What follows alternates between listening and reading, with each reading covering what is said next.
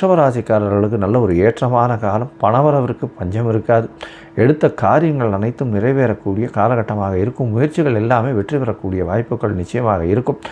அதோடு பார்த்தோம்னா புதிய வீடு மனை வாகனம் வாங்கக்கூடிய பாக்கியங்கள் நிச்சயமாக அமையும். தாயின் உடல்நிலையில் நல்ல ஒரு ஏற்றம் இருக்கக்கூடிய வாய்ப்புகள், தந்தையினுடைய உடல்நிலையில் சற்று பின்னடைவு இருக்கக்கூடிய வாய்ப்புகள் நிச்சயமாக உண்டு. உங்களுடைய ராசிக்கு பார்த்தாலே என்றால் எழுத்து பணியில் இருக்கிறவாளுக்கெல்லாம் நல்ல ஒரு ஏற்றம் கிடைக்கக்கூடிய காலகட்டமாக அமைய போகிறது. பணவரவிற்கு பஞ்சம் இருக்காது. புதிய வீடு மனை அமையக்கூடிய வாய்ப்புகள் உண்டு.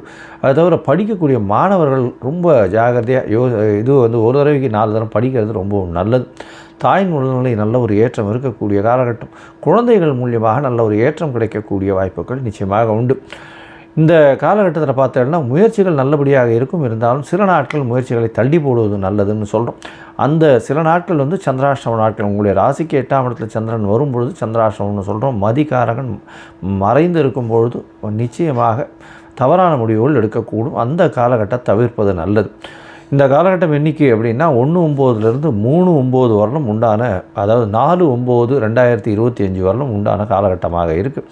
இதில் புதிய முயற்சி வேண்டாம், வெளியூர் வெளிமாநில பிரயாணம் வேண்டாம்னு சொல்கிறோம். ஒரு வேளை நீங்கள் பண்ண வேண்டிய கட்டாயம் இருந்ததே ஆனால் சந்திரனுக்கு உண்டான எளிய பரிகாரமான அருகில் இருக்கக்கூடிய கோசாலையில் அகத்திக்கீரை கட்டு வாங்கி கொடுத்துட்டு போவோம். அதனால் சந்திரனுக்கு உண்டான எளிய பரிகாரமாக கருதப்படுகிறது.